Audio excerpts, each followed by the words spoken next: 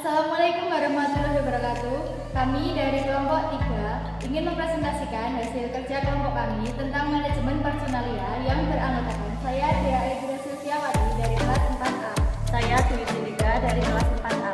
Saya Intan Putri Dwi dari kelas 4A. Saya Ivan Nurjana dari kelas 6A. Yang pertama, kita masuk dalam pengertian manajemen personalia. Sebelumnya, kita bahas terlebih dahulu pengertian dari manajemen. Manajemen merupakan proses pengendalian usaha kerjasama sejumlah manusia untuk mencapai suatu tujuan. Nah, di sini manusia merupakan faktor yang menentukan dalam keseluruhan proses itu. Oleh karena itu, dalam proses manajemen, faktor manusia harus diatur, dikendalikan, dan dikembangkan secara efisien pula. Istilah personalia sendiri, personil atau kepegawaian yang mengandung arti keseluruhan orang-orang yang bekerja pada suatu organisasi. Dengan demikian, manajemen personalia dapat diartikan sebagai manajemen yang menitik beratkan perhatiannya kepada soal-soal pegawai atau personalia di dalam suatu organisasi. Selanjutnya, ada fungsi manajemen personalia. Yang pertama, pengadaan tenaga kerja.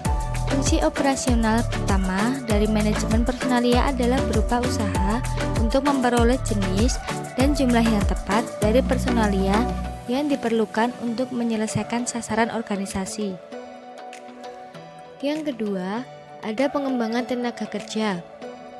Pengembangan merupakan peningkatan keterampilan melalui pelatihan yang perlu untuk prestasi kerja yang tepat. Yang ketiga, ada kompensasi atau imbalan tenaga kerja. Struktur kompensasi meliputi gaji pokok, tunjangan keluarga, tunjangan makan, tunjangan transportasi, tunjangan kehadiran, dan tunjangan jabatan. Selanjutnya, ada integrasi atau penyatuan tenaga kerja. Integrasi merupakan usaha untuk menghasilkan suatu kecocokan yang layak atas kepentingan-kepentingan perorangan, masyarakat, dan organisasi. Kemudian, pemeliharaan tenaga kerja. Pemeliharaan merupakan usaha untuk meningkatkan kemauan dan kemampuan untuk bekerja para pegawai. Yang terakhir, ada pemutusan hubungan kerja.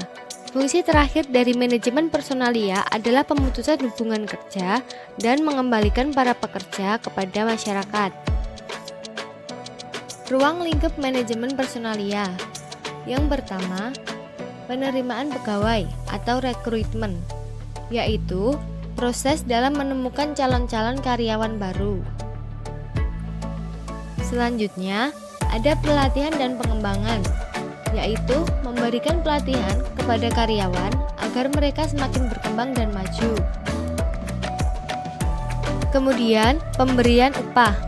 Upah berkaitan dengan kompensasi yang diberikan perusahaan kepada karyawan atas kinerja yang telah mereka lakukan. Selanjutnya, melaksanakan mutasi, promosi, dan pemberhentian personel merupakan langkah yang dilakukan oleh manajemen personalia untuk mengembangkan, memberikan promosi, dan juga melakukan pemecatan jika terjadi hal-hal yang merugikan perusahaan. Materi selanjutnya adalah strategi pengelolaan kegiatan yang mendukung peningkatan kualitas personalia. Yang pertama, pengadaan pegawai. Pengadaan pegawai merupakan proses kegiatan untuk mengisi formasi atau tempat serta jabatan yang kosong, dan juga pengadaan pegawai dikarenakan adanya perluasan organisasi. Yang kedua, penempatan atau penugasan pegawai. Penempatan kerja merupakan proses penugasan atau pengisian jabatan atau penugasan kembali pegawai pada tugas atau jabatan baru atau jabatan yang berbeda. Yang ketiga, pengembangan personalia. Pengembangan personalia adalah suatu kegiatan atau usaha untuk meningkatkan pengetahuan dan keterampilan seorang pegawai dalam melaksanakan tugas atau pekerjaan tertentu. Yang keempat, Hubungan antar personalia. Hubungan antar personalia yaitu dalam lembaga pendidikan ialah kerukunan, gotong royong, saling menghormati, kerjasama, dan rasa saling memiliki. Yang terakhir, pemeliharaan personalia. Pemeliharaan personalia adalah usaha-usaha untuk menjamin terpenuhinya secara optimal kebutuhan sosial, ekonomi, maupun sosial psikologis para pegawai. Materi selanjutnya adalah kesejahteraan personalia. Kesejahteraan personalia adalah manajemen yang memberikan keamanan, kesehatan, dan memberikan lingkungan kerja yang nyaman kepada semua karyawan atau pegawai manajer personalia dan harus mempertimbangkan kondisi kerja seperti masalah jam kerja, liburan, tunjangan untuk pegawai seperti tunjangan sakit, pensiun, dan lain-lain.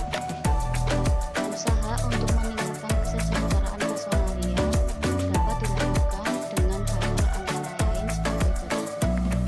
Yang pertama, membentuk semacam ikatan keluarga sekolah yang bersifat sosial. Kedua, membentuk koperasi keluarga. Ketiga, mengadakan kegiatan-kegiatan. Keempat, memberi kesempatan dan bantuan dalam rangka pengembangan karir. Yang kelima, mengusulkan dan mengurus kenaikan gaji atau pangkat dari guru dan pegawai. Penilaian personalia.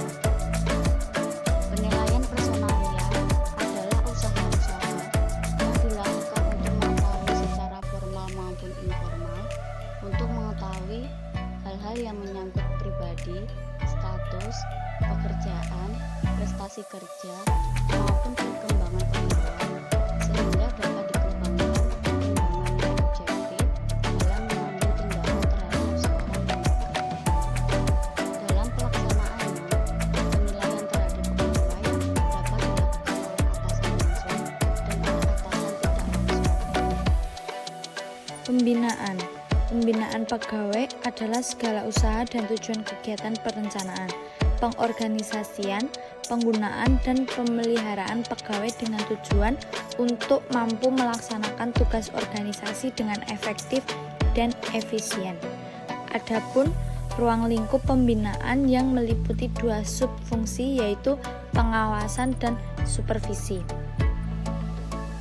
Jabatan fungsional. Jabatan fungsional adalah jabatan yang secara tidak tegas ada dalam struktur organisasi dengan fungsi utama sebagai pelaksana fungsi organisasi tersebut dan didasarkan pada keahlian atau keterampilan tertentu. Pemutusan hubungan kerja.